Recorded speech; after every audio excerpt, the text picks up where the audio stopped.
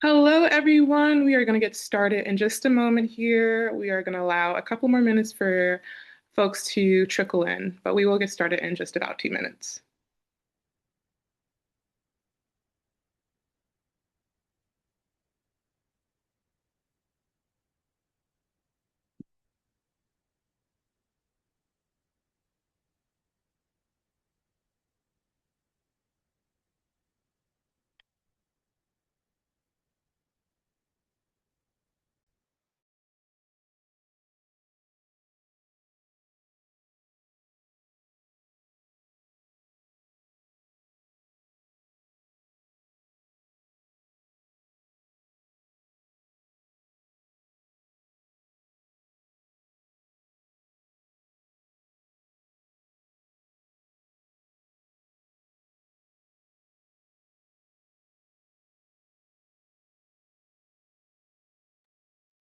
Just one more minute until we get started.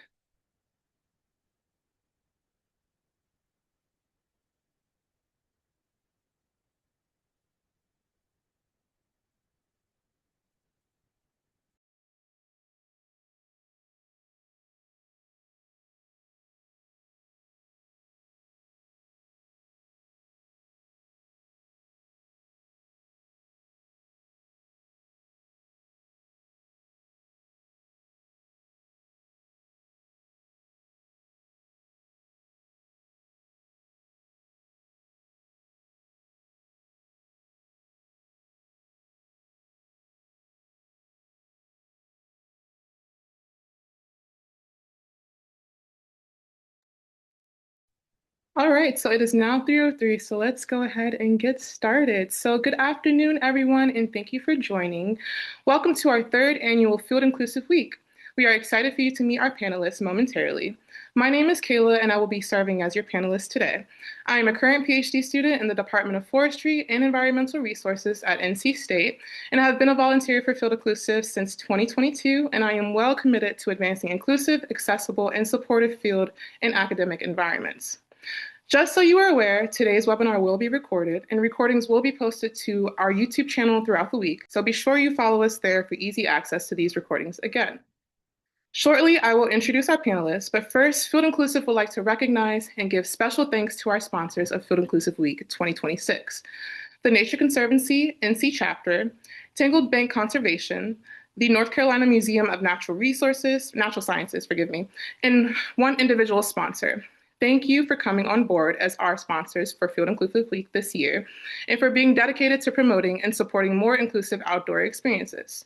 It is through organizations like yours and the many individuals who donate to support Field Inclusive's mission that we can continue our goals in raising awareness when it comes to social field safety issues by hosting events like Field Inclusive Week, as well as providing financial support to our panelists, speakers, and marginalized and historically excluded individuals who professionally work outdoors. Now, without further ado, it is my pleasure to introduce our panelists for today's discussion. Jamila Blake, she, her, is a community-focused leader with a passion for building inclusive pathways in conservation and science. With a background in conservation science, nonprofit leadership, and workforce development, she brings a unique systems-level perspective to her work. Stanford PhD candidate Oliver Nguyen, they, them, focuses on urban ecology and environmental justice. Motivated by spite, resilience, they study how animal communities survive in hostile urban settings and co-work with marginalized communities seeking to address environmental injustice. Dominique D Hunter, she, her, Black, Yessa, Saponi, Scots, Irish, Polish, is a storyteller, poet, artist, and speaker. Her work explores historical trauma, brave spaces, and healing in Black and Indigenous communities. And Kat Fribley, she, her, is the executive director of Birdability. A lifelong birder with a background in nonprofit leadership, Kat brings her lived experience as a queer birder with multiple disabilities to her role. She's passionate about disability justice, equity, and community-centered systems change. All four of today's speakers represent marginalized and historically excluded communities, including Black, Indigenous, neurodivergent, and disabled perspectives, and are contributors to a forthcoming book published by Johns Hopkins University Press, Inclusive Nature, Science, Equity, and the Outdoors. Learn more about the project and how to support it by visiting the link in the chat.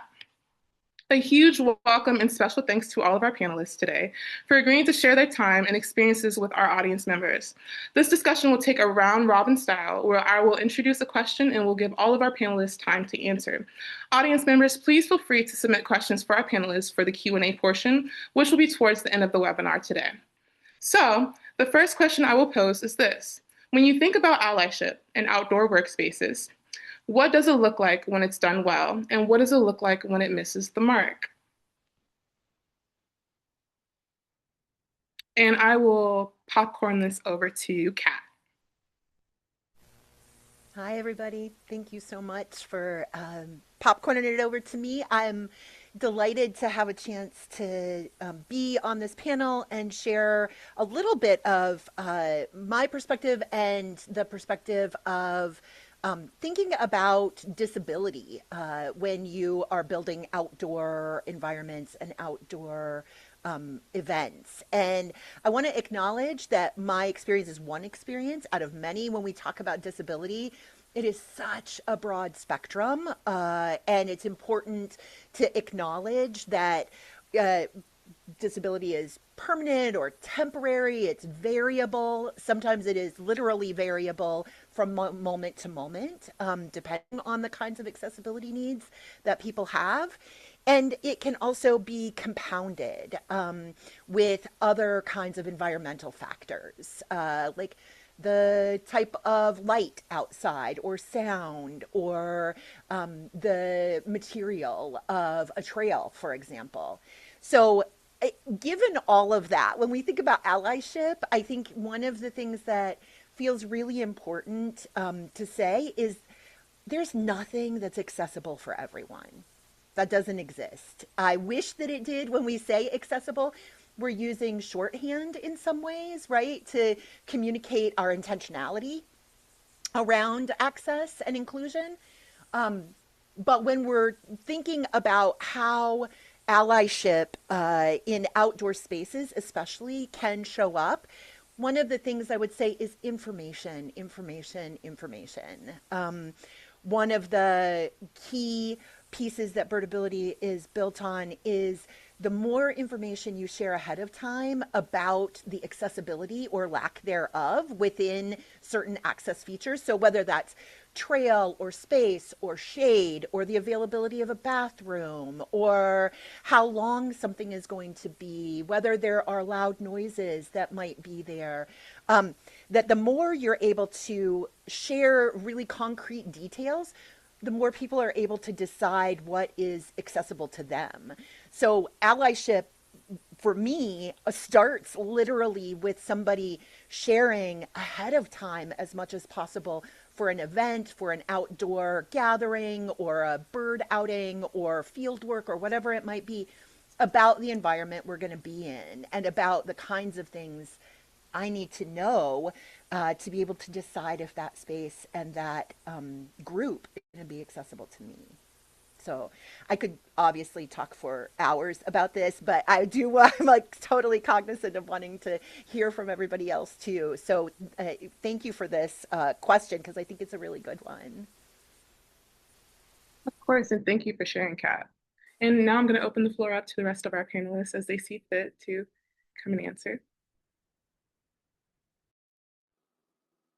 I'll jump in. Hook, thank you everyone for having me. Kat, I love your answer. Someone also in the intersection of disability and identity. Yes, yes, yes, yes, yes to all the things. And I really do think so. How I'll approach my answer is first and foremost, just from the cultural context, right, of understanding like a community's and deep values, right? We can't say we want to work with the Black community, Afro-Indigenous, Indigenous people, if we are going to continue to perpetuate colonial standards of well-being or of community or kinship, right? And so practically what that looks like is really listening first and being willing to be adaptive, right? I think in the mainstream society, the values are very different. It's like time is money and like rushing, right? Versus like being able to like walk at the speed of trust and community is something that I really see that for me personally those allies that have been the most successful in working with our Indigenous and my Yesa community have given us more autonomy and reign to be able to set the stage on what is a safe space for us and what our values are, rather than trying to push Western standards onto our community for well-being. And to go off of, again, what you shared, Kat, about accessibility, a big part of that is recognizing the intersections within our community. And I'll speak a little bit to mental health, right, and understanding that the epidemic of missing and murdered Indigenous people, missing and murdered Black people, right, like this is a whole nother layer of what it means to feel safe in a space, and understanding that, again, being prepared and knowing, okay, this is what we're going to be doing, this is who's going to be here. Even down to like, we're going to feed you is like a huge Indigenous value, right? Like, don't bring me anywhere you're not going to feed me. If you're, if I'm there for more than a couple hours, right? Like, there's an understanding of, even if it's snacks or water or food break or bathroom break, like, we are humans, right? I think that's something that we really need to remember in this day and age more than ever with AI. It's like, we are human beings, and we need to remember that humanity in each other, as well as make space for the intergenerational trauma and how that shows up in outdoor spaces and has prevented us from our own spaces, right, and our own relationships with land. So again, as mentioned, I could continue to go on, but that's what I'd like to share for now. Thank you for sharing, Dominique. And I think I'll popcorn this over to Oliver. Yeah, I think all in agreement to what the past two panelists have said. I think like what comes to mind for me is like continuity. So like not just having like a one and done sort of deal. What often happens when I see these kind of things with like allyship, and trying to check off like a box or a list. I think Dominique is kind of right when it's like putting that agency into the people that you want to create the space for. It's like a state of mind and not more of just like an action. So being able to create those opportunities, being continuously thinking about how can I incorporate this into the future? Like what's my go-to plan? What are next steps?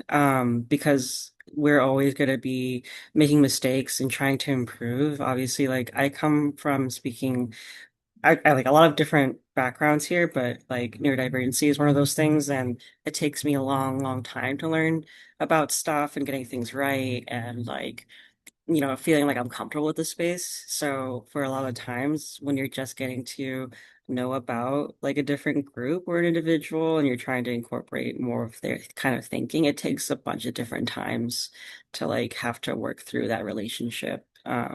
So yeah, I mean, definitely something to think about is like that timeline, right? Like what's the future gonna hold for you? Thank you for sharing, Oliver. And last but not least, Jamila. Thank you so much. A quick disclaimer before I dive into any of my responses today that my thoughts and opinions shared today are my own, do not necessarily represent those of my employer, but really, really excited to be engaged in today's discussion. And I speak largely from my perspective and identities as a Black queer woman. I really love the connections I've had with outdoor spaces recreationally and have been really exploring what that looks like as a career as well. So thinking about my perspective is largely based in nonprofit work at either conservation, environmental, or more general science-focused organizations. And when I think about allyship, I tend to think about some of the teachings of a lot of great scholars, but Dr. Tiffany Jana comes to the top of mind. And I think she does a great job of really outlining the evolution of going from what we think of as allyship all the way to co-conspiratorship and thinking about what that means as an individual, as a larger workplace, as an institution. All of those levels are important when we want allyship to be something that has that continuity that Oliver referred to, thinking about something that's sustainable and can be embedded in practices. So it's not just held within the one person who happens to be in leadership or happens to be a change agent at that time, making sure that as you as an individual starts to learn about all of the various ways in which you can be a better ally to those around you, at the base of that is you wholeheartedly agree that there is a need and importance to emphasize equity and meaningful inclusion in the spaces in which you exist, and you're trying to understand your own part in that, whatever that might be. And that includes those who occupy the majority representation, but also those who come from marginalized or historically excluded backgrounds. We all have some part to play in how we're able to evolve collectively. And so when you're an ally, it's very much an individual aspect. You're thinking about your own perspectives, your own thoughts, your own unconscious bias. How does that play into how you engage with other people? And then the next step there is evolving to an accomplice. You've taken that time for self-reflection.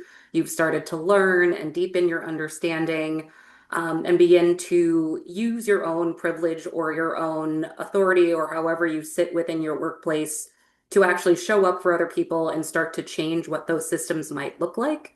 And that includes times when maybe you're in the room and no one from those underrepresented populations is present. You continue to be an accomplice regardless of who's watching you and who is in the room with you. And then as we go into co-conspirators, that is more looking to collaborate, be a system of support, be a platform to elevate those who are trying to do meaningful work and continue to do that work, even if perhaps it's not going to be advantageous for you, but you are so committed to the idea of creating these equitable, safe spaces for people that you are willing and able to step away from any sort of privilege or power that you've accumulated over time, and really being able to see this bigger picture where we all are able to engage in an equitable fashion and really feel like all of our contributions are considered in a meaningful way. Thank you, Jamila, for sharing, and thank you all for sharing your responses to this answer. Or, yeah, question, sorry. All right, so moving on to our second question. Can you share a moment when allyship meaningfully changed your experience in an outdoor space or work environment?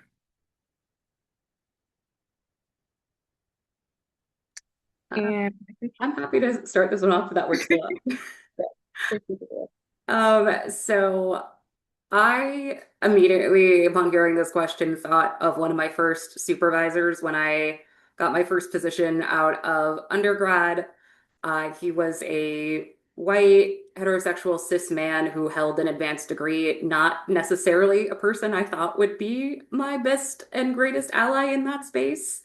But the first day I started working with him, he provided some structure, but also gave me space to determine how I wanted to complete my own work, and very clearly communicated that he trusted me to do a good job, and that is why he hired me. Which telling someone you trust them and giving them the space to work however makes the most sense for them, in my mind, sounds very simple, but there are so many ways in various scenarios in which I've had people in positions of leadership or authority make me feel like I'm being monitored with everything that I do, or just with the way they speak to me or engage with me, that I feel deeply disempowered. So having that as kind of my baseline for how I would navigate my professional career, I am every day very, very grateful for. He asked for my opinions and would genuinely take them into consideration. He gave me a safe space to fail and really learn and grow within that particular position and figure out what some of my strengths and weaknesses were now that I was out of academia, and really gave me the opportunity to communicate with him and learn about what my goals might be. And then he used his connections and influences to extend my position with his organization and was a bridge to my next opportunity. So I will say, like with any position, there were things that could have been better. Um, but being able to have someone like that as my first step into my career really helped me to understand the importance of having safe spaces to learn and ask questions. The importance of work-life balance was something that he communicated to me off the bat. And then I felt empowered in that role and all of my roles since to recognize what I deserve and to ask for it. And I'm so, so grateful for that act of allyship. And he continues to be someone who is always in my corner. And to have someone like that, I feel so lucky and grateful because I know that is not everyone's experience engaging with people who claim to be allies in this space. Thank you for sharing, Jamila. All right, and the floor is open.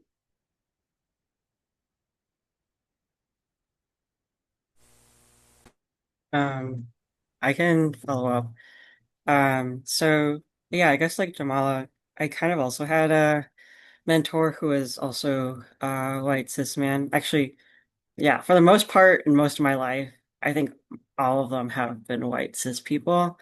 It's kind of really hard actually to come across folks that look like me. I only saw a diversity of them thanks to Sign Twitter, RIP. Um, so yeah, that I've had an interesting relationship with a lot of them.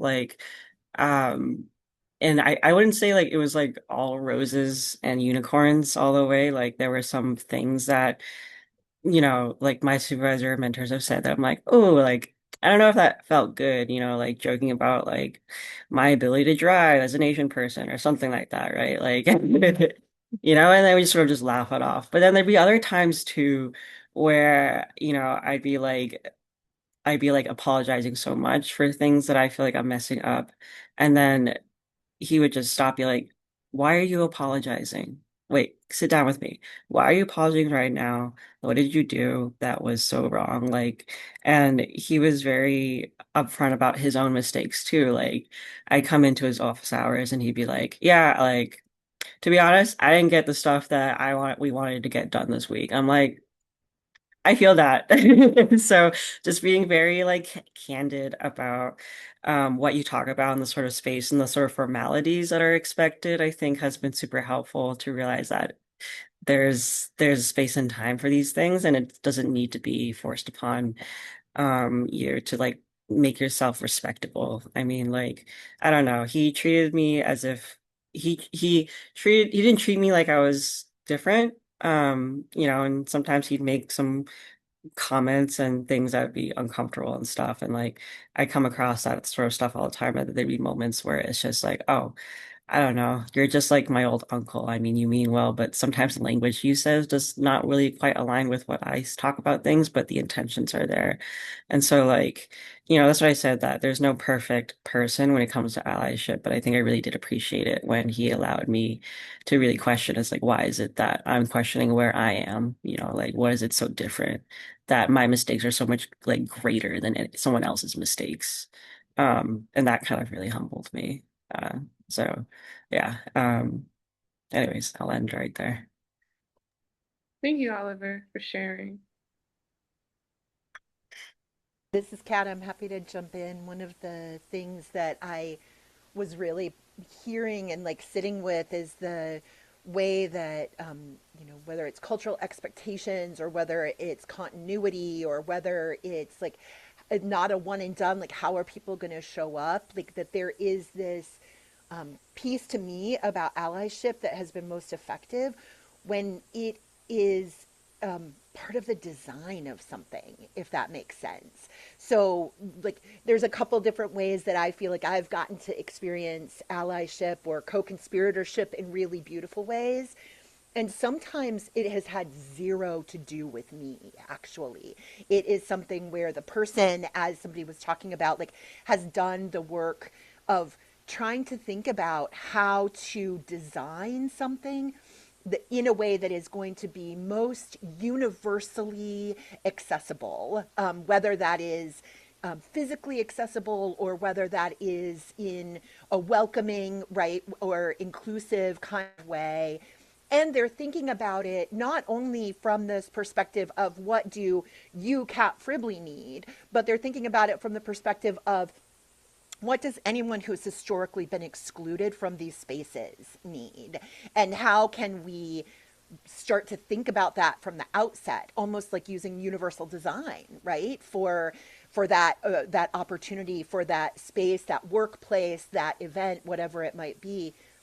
And then there's a corollary to that that I think is super important, which is somebody just saying, then, even in the midst of all that, the thing that has been most powerful to me is when somebody then also is able to say, here's what we did, and what do you need?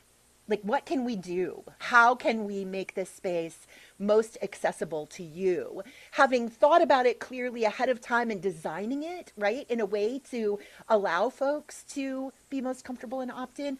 But then also that sort of moving it to an accomplice and a co-conspirator level is also about being comfortable with not knowing things and being comfortable asking, like, what is your experience and what would be useful to you in terms of making this a more accessible space. And so for those reasons, I think that some of those places of, like I said, allyship that have been most beautiful have been the places where I show up and the thinking and the design have already included people with disabilities, BIPOC folks, queer folks. Like, we're already thinking about inclusion, we're already thinking about equity, we're already thinking about access. And to show up in that space and then be asked, and what do you individually, Kat Fribley, right, need to make this work for you?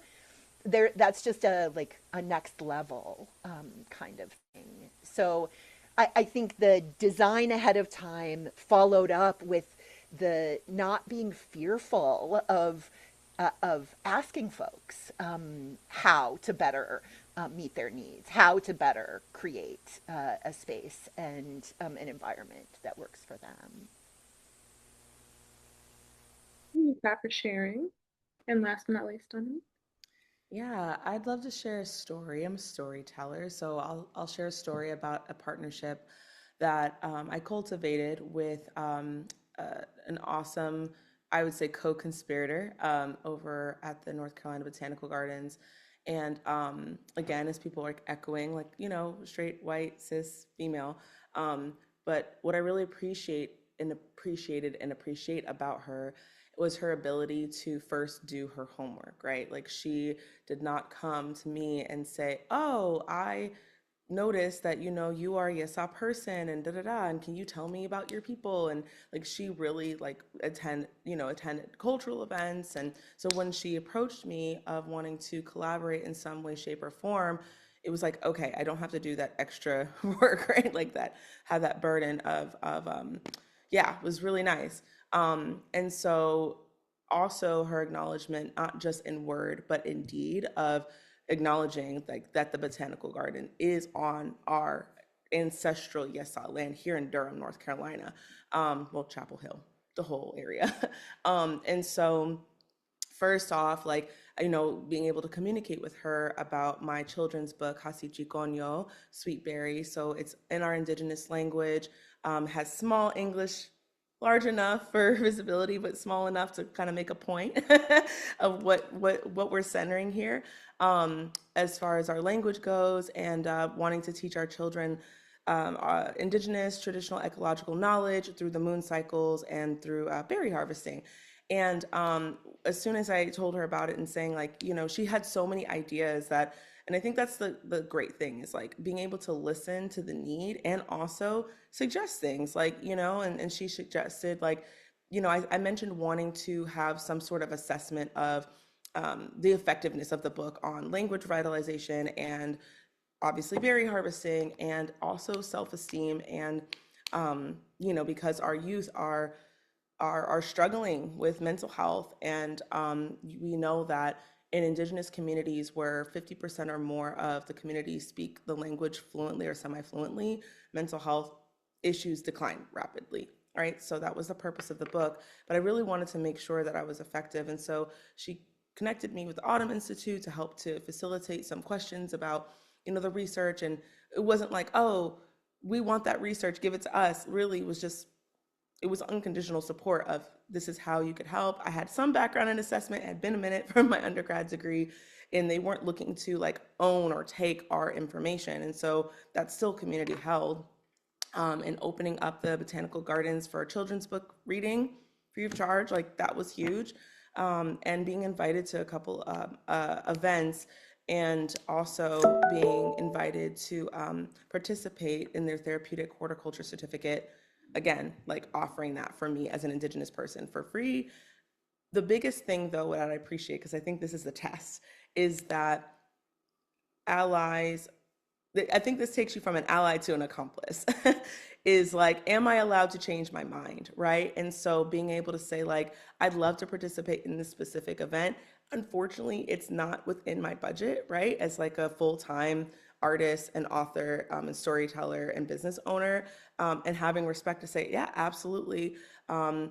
By the way, wanting to consult on the program and asking me to consult to on the therapeutic horticulture program to make it more inclusive, and not just inclusive, but we're talking about building a foundation off of not profiting off of Indigenous knowledge, just knowing that that is like the heart of what people need to learn, right?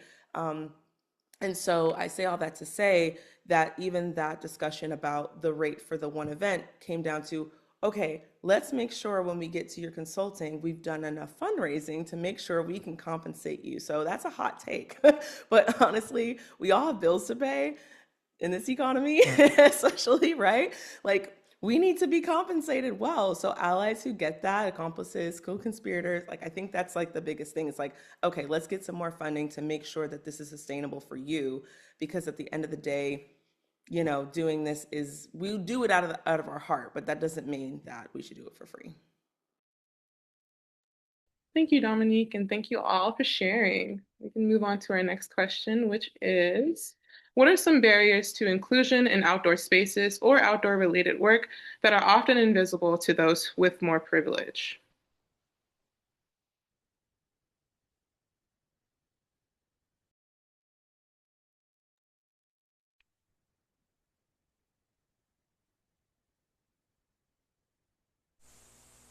This is Kat. I can share one. One of my immediate sort of responses when I think about barriers to inclusion, and I want to acknowledge, like, there are so many barriers, and this is, even answering this question feels like I'm not going to get to even the top for one person, much less, right? Like, all thinking about the barriers. But I do want to acknowledge, like, when we're thinking about barriers to inclusion in outdoor spaces, reflecting back on some of the things that I have already heard from the other panelists, and thinking about my own experience, that there's the sort of expectation. What's the word that I'm trying, there's a word I'm trying to come up with, and my menopause brain is not letting me get there, friends. There is an expectation that the work of finding out if this is a space that is accessible, friendly, or inclusive ends up falling back on the person who is facing the barrier. So took me a little while to get my words back, but what I want to say is that, as somebody with both a physical disability as well as a mental health disability, the exhaustion that happens sometimes when you don't know if that space is a space that is friendly to you, if that space is a space that is welcoming of you, means that without someone sharing information ahead of time, it's incumbent on me to reach out, to call, to email, to text, to like ask, what is this situation around X or Y or Z? Will there be a bathroom? Is there, a space that will accommodate a mobility device? You know what I mean? Like, all of these things that I need to know end up being something that is put back on me as the person who has that been historically excluded to find out. And so the invisible barrier that I think comes with that is the exhaustion of feeling like it is constantly work that is unpaid labor, that is invisible labor for those invisible barriers. And I think that that's true across so many different kinds of access, not only around disability, but also cultural access and in so many other ways. And that when that is left to the person who is impacted, that it over time really creates a situation where I just don't go. I just don't try. I just don't ask the because it's a lot of work to have to consistently ask and then advocate for yourself and your needs in whatever way, whether that is the money, whether that is the the space, whether that is the unlearning and relearning of cultural norms, like whatever it might be. Those pieces are invisible barriers that people are often not thinking about. And then the energy level, right? So I that would be the thing that I would bring to this conversation as something that is absolutely impossible to disregard: the emotional and unpaid labor of people who are constantly having to advocate for themselves and their access. Thank you for sharing, Kat. No, I'll chime in. I think, Kat, you really emphasize the number of barriers that exist. There are so many that we could talk about today that we don't have the time for. But I think probably when hearing this question, I initially gravitated towards thinking about stereotype threat and lack of representation. And I feel like we talk about representation a lot. We talk about recruitment and bringing in people that aren't necessarily represented in a space, but in my mind, they tie together so closely. Growing up, I did not come from a family that spent a lot of time outdoors. I was kind of an anomaly for wanting to go outside and play with animals or spend my time hiking or going on camping trips and things like that. And so in telling people that I wanted to go to undergrad for a degree in wildlife conservation. I'm sure for several of you on the call, this is not the first time you'll hear this phrase, but I often received, oh, Black people don't do that. And so trying to figure out, okay, is this something that I enjoy on my own without necessarily having someone showing me how to engage in this space? Is this something that I will feel safe doing? Is this something that is going to be like just a quick introduction to the outdoors, or is this something that I am going to make sure that I spend the time and energy investing in and bringing other people into this space? And similarly, with that lack of representation, it often feels like as one of the few or only in a space, then becomes, okay, you're now the person who is representing what an experience looks like in the outdoors. And there's a lot more weight to how you might carry yourself in different spaces. And that is where another element of stereotype threat comes in, because there are things that I might double think an action before I take it because I don't want to reinforce any negative stereotypes about any of the identities that I might represent to someone. And not being able to like fully relax in nature, which has become such an important space for me, I think is a barrier to entry and a barrier for a lot of us that want to persist in this space that people who come from a place of privilege don't have to think about. They can just be who they are in these spaces. And thinking about whatever part of my identity is kind of at the forefront on a given day, I sometimes have to take a step back and think about, am I with people that make me feel safe? Am I okay engaging with other people on a hiking trail? Do I want to talk about this publicly, or is this only for me? And thinking about things like, I decided to do the 52 hike challenge where you do 52 hikes in 1 year with one of my friends. And we posted about it. And for the most part, responses were positive. And I gave permission for a more public account to share my post to kind of highlight the accomplishment my best friend and I had done. And I was scared that either someone would comment something negative about my presence as a Black woman in that space, a queer woman in that space. It's may or may not be hard to tell on a small Zoom screen. I also am a person of size. So like whether you represent as someone who's plus size or fat, etc. Immediately those things and how people expect people like me to exist in a space were clouding my celebration of an accomplishment because I was scared of how some people might react. And I don't want that to be the experience for other people that just want to connect with nature and feel that joy that can come out of that space. And being able to talk about things like this and elevate those barriers to people who might not have to engage with them on a daily basis, I feel like is such an important piece of this conversation. Thank you for sharing, Jamila.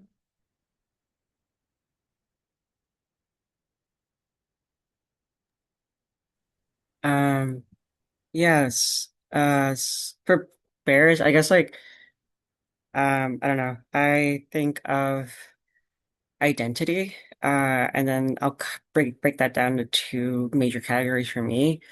One, I think is just like financial stuff, so just like straight up money. Everything that surrounds outdoors and outdoor recreation screams money to me. Like, whether if it's like, accessing access fees or reservations or like just knowing these different kinds of ways of how do you even get to the entrance of this park, or even like being able to work on a very below minimum wage salary as a tech worker in Sierras, right? Like some of us have families we need to support back home that we can't possibly operate in such a small stipend. So I guess like that's one of the things is often I see is that like how can we make it so that like money isn't such a huge thing that's tied towards the outdoor identity. Like we don't need like the latest Patagonia wear or like REI or that kind of stuff. Just making like, or even sometimes like, at parks, right? Like, or having outdoor activities, what's like the lowest cost thing you could do that could like maintain the level of entry low enough for like everybody. Like we don't need the latest like Dyson dryers in like the restroom, but just having it so that like some mom from Philippines and like her kids can just come. And then that's like the other part of identity too is like culture. So like the cultural and language barriers. And like language more than just like signage and stuff. It's like being able to, because like I think about my family and we're like Vietnamese American. We don't really find ourselves in like I don't really find people like that in spaces like my I can't imagine my mom being like out in Zion, right? Like hiking the mountains and stuff like that. Like she's not gonna know what the hell is like a V10 or like all these like mountain hiking gears. But I think if you were to hold like activate a space and like have like a cooking event or some kind of space where people can come together, share recipes or like interact with the land, I think is something that's missing a lot from outdoor spaces is that like also the same tying in with the identity again is like your relationship with the space. And I think so much of that, like we think about in like from a white, like Western perspective, but there's like that's practices back home that like you can tie into that you can ask for about like, oh, during Lunar New Year, I don't know, hold like a mooncake event at like some open prairie grassland, take a look at the moon, like, all these sort of like seemingly simple but very effective solutions that can really tie in community together. Um, yeah, I mean, especially for immigrant communities, I feel like they're kind of afraid to go in spaces like by themselves. But if there's like people that word of mouth is very powerful and people that come in together as like a whole collective, like it makes it so much easier to enter that space together rather than just like by yourself.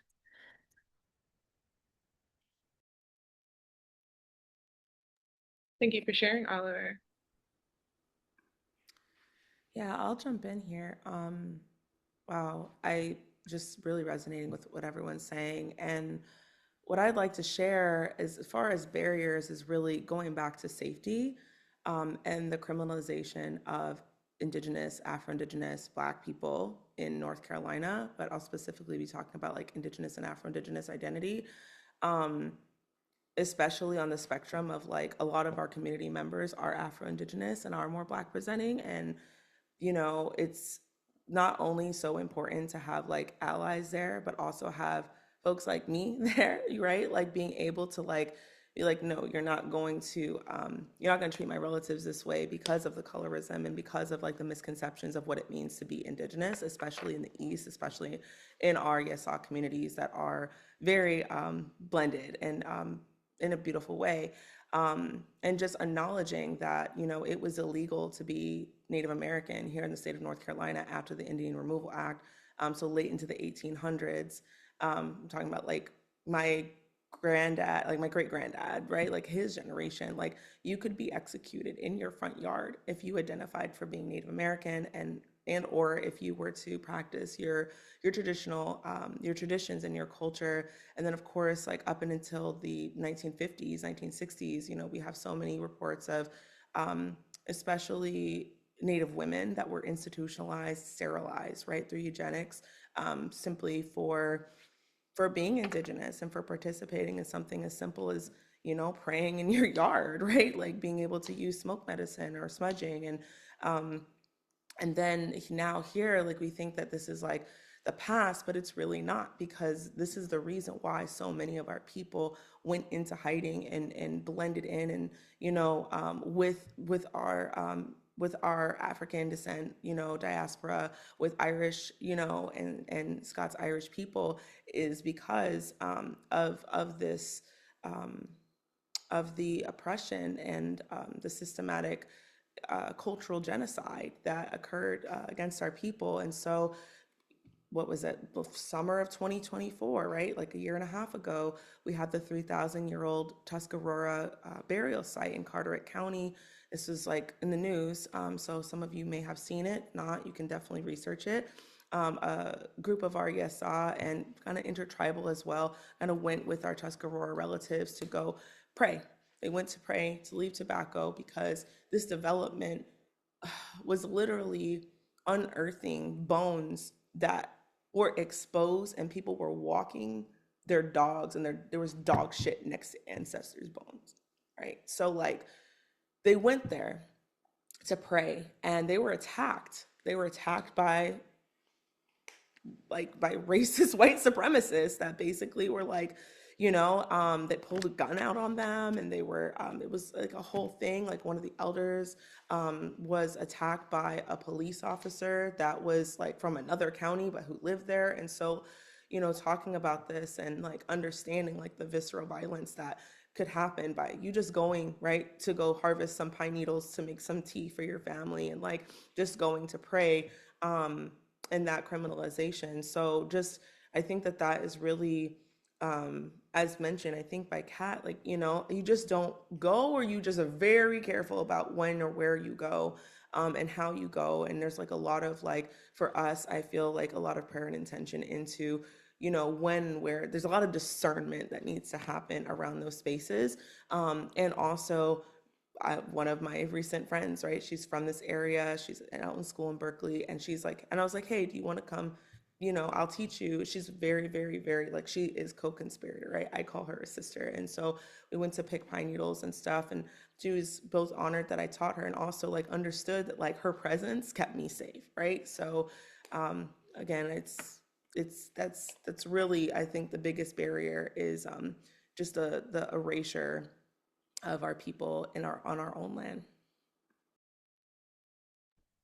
Thank you, Dominique, and thank you all for sharing. So we are moving on to our Q&A portion, but first I would like to thank our panelists once again for sharing their experiences today. This was such a great and engaging conversation.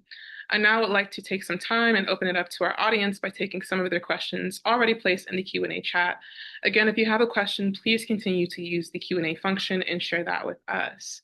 And so our first question from the Q&A chat says, I work at a rural field station that offered seasonal early career positions. Is there something I can share with the whole group before or shortly after their arrival to set a tone of inclusivity? I would, of course, follow through with action and listening throughout their time in the position, but I wonder how to clearly set that standard right from the start. We have very little diversity on our full-time staff, and I want to avoid assumptions about how we operate.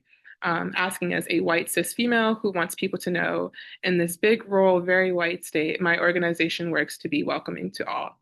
And I can copy and paste this into the chat if you all would like to get your eyes on it. as well.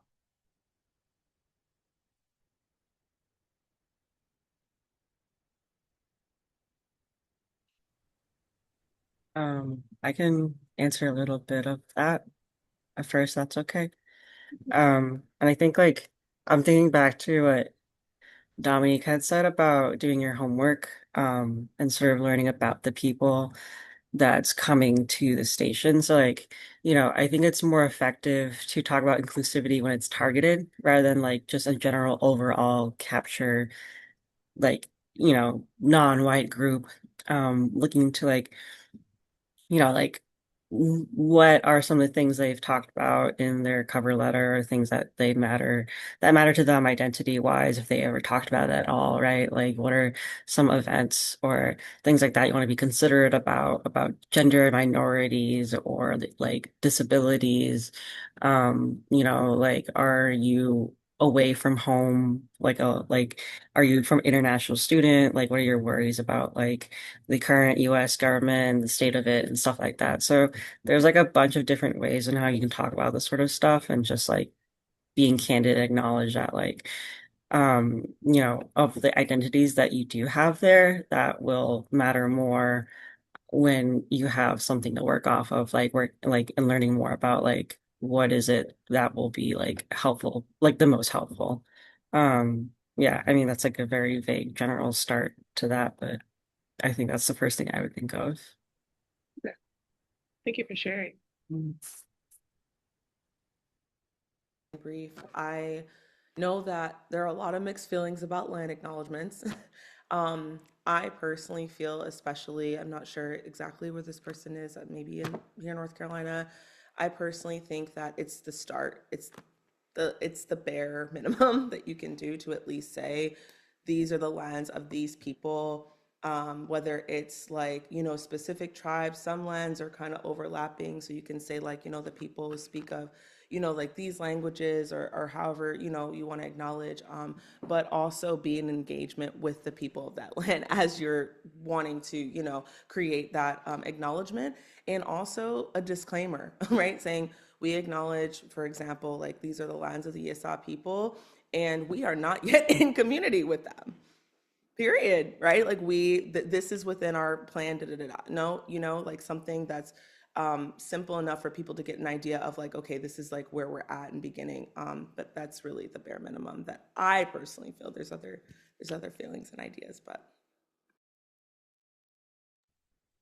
Yeah, and kind of builds off of what you're saying, Dominique, thinking about just creating an environment that is really grounded in trust and grounded in transparency and honesty, saying that you don't already have a connection with a community is ownership and accountability for something that you could maybe try to skate around or obfuscate. But if you're just upfront and honest with the people coming into your space, they'll start to trust you more and acknowledge that you know where maybe some of your gaps are and are trying to address them. But none of us are perfect in the work that we're doing. But the fact that you are putting in the effort and energy and have, like we've said a couple of times, done your homework ahead of time to know where you might be lacking, I think is a really helpful piece to make people feel more comfortable from the outset. And to do this in more of a field setting versus an office setting, I don't know how impactful it might be. But thinking about something like a psychological contract, you don't have to refer to it as that, but it is essentially a baseline expectation setting from both sides. So you come to a discussion with your new employees, let them know what you're planning to offer them, what your expectations are of them while they're working with you, but then also allow them to engage in that conversation and say, these are my expectations for my workplace. These are my expectations for my employer. And this is how I plan to show up at work. So you're both collaborating on what you want that relationship to look like. And it is not wholly anyone's responsibility to create a trust-based relationship that really can allow everyone to be successful.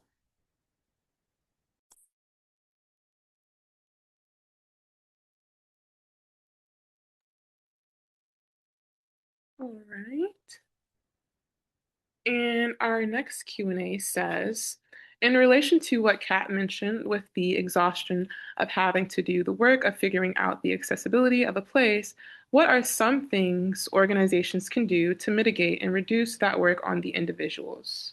Mm, great question. I'm happy to start us off, but I know probably all of us have different pieces to add to this. And one of the things that I will say is, a deep part of helping to communicate to people the desire that you have for welcoming and inclusive community organizations, whatever it might be, is in doing the homework, right? Back again to these threads that seem like they go throughout all of the answers, to doing the homework and to figuring out how to use language in a powerful way. Language has such power, and when we are clear about the fact that we recognize we don't know we don't know perhaps how to do X, Y, or Z, but we really want to learn. We're open to that we want to co-create trust, that we want to co-create the environment in which all of us are going to thrive. And then also some of the things that are like always when somebody said just saying we're not in community yet, right? We are not in relationship with this community can be a transparency and accountability and trust based statement. Similarly, when you say something very straightforward like this space is not accessible for X, while we hope to make changes to this, currently there are stairs that are required, or there is not a ramp, or there are uneven spaces. The piece that I think is really important is the honesty signals to folks. I'm thinking about this, right? It doesn't mean that my space is perfect. It doesn't mean that my ability to show up in community is perfect, but I am thinking deeply about it and being intentional in communicating that.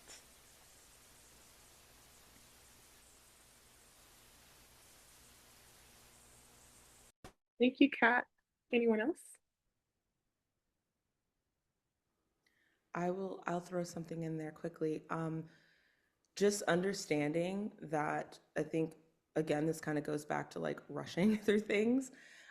Just being intentional about the depth versus like the spreading, right? And I think like sometimes in programming, and this kind of addresses the last question briefly about hosting people for a short period of time. First of all, I think that if you want to engage community over time, instead of looking at it as one person that has an accessibility need that needs to be created, it sounds and it makes a person feel like a problem, right? It makes it feel like a burden. And so understanding that really when you make things more accessible, it makes it more accessible for more people than you would think, right?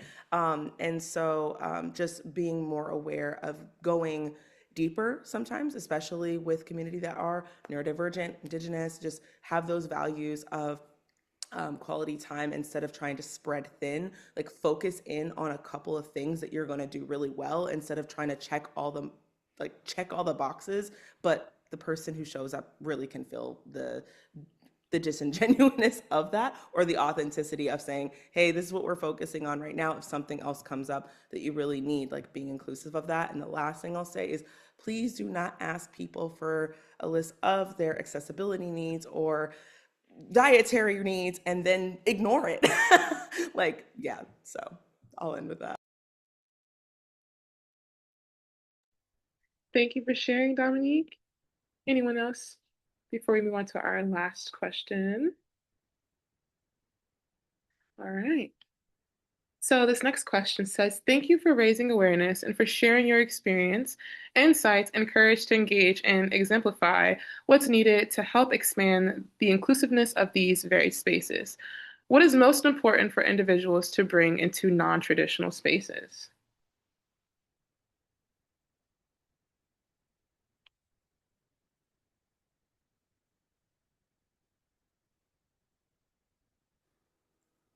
I promise this is the last time, and I'll leave the floor open. Okay. I think it's a shift, a shift of, um, how do I say this? Okay, I think it's a mindset shift, right? Of instead of seeing spaces of people, I think this is like the minority thing, right? Of seeing people like as a minority. I'm not sure if I'm like reading this question correctly, but just changing our mind frame instead of seeing like that there's traditional spaces, there's non-traditional spaces in the realm of, we know that there are, okay? But in the realm of like, we need to make all spaces, right? Like more equitable and inclusive. So I'll kick that off to someone who can probably articulate a little bit better, but I just thought I'd throw that out there. No, I think that was a great way to think about that, Dominique. Thinking about a mind shift, a paradigm shift, rather than just these are these spaces, and this is how we have to approach them. But collectively, kind of shifting how we choose to engage with individuals and then collectively in our chosen profession and with anyone that we might engage with, we have to come with compassion, empathy, and respect for whatever they're bringing into that space as well. And I think hopefully I am answering this question in a way that makes sense, but thinking about depending on who's created the space and the intention of the space, I think impacts how you might engage. So, for example, a non-traditional space might be an all-black hiking group that is going out on Old Rag in Shenandoah National Park. As much as you support that group, as much as you want to be involved with them, if that is not your identity and community, that has to remain a safe space for that group to be able to engage with each other without some of the fears that might come with engaging with people who don't necessarily have that baseline understanding of their background, their culture, their identity. And being able to remain supportive of people to engage in those safe spaces while also looking at yourself and looking at your own identity and acknowledging whether or not that's a space that you physically need to be a part of are important parts that even the most well-meaning person might get wrong sometimes, but just being mindful about how you engage with people and what your allyship might look like in actuality.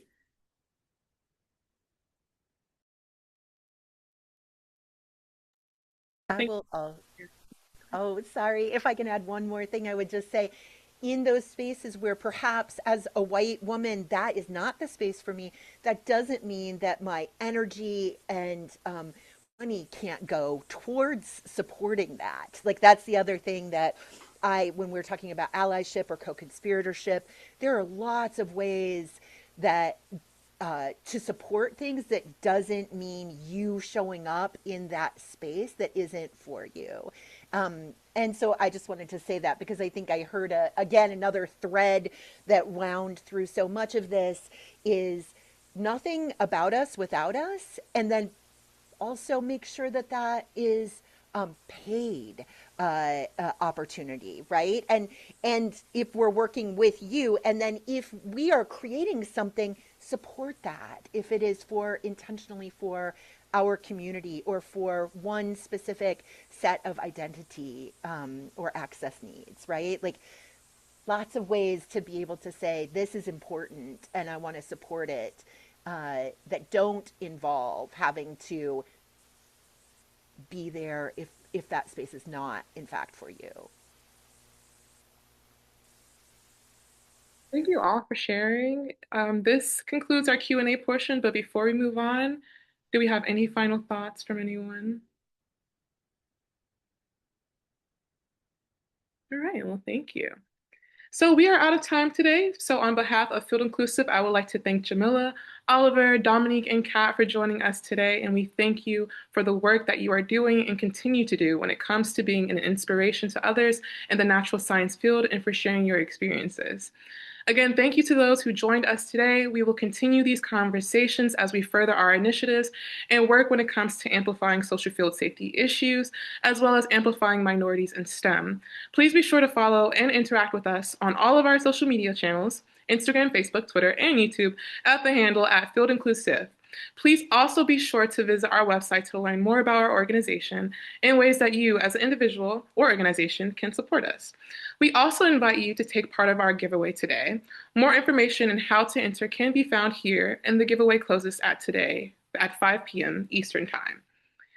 So be sure to check out the rest of our virtual Field Inclusive Week events tomorrow at 3 p.m. Eastern Time. We will have our Roots of Connection virtual networking event, which will give attendees the time to network and chat with researchers and professionals in the diversity, equity, and inclusion space, and hopefully make some meaningful connections. When this webinar ends, you will be prompted to fill out a brief 5-question survey. Please consider offering your thoughts, as this allows us to make our future Field Inclusive Weeks better. In the event the survey does not appear, you can always email us at info@fieldinclusive.org. We hope you all enjoy the rest of your day, and thank you again for joining us today.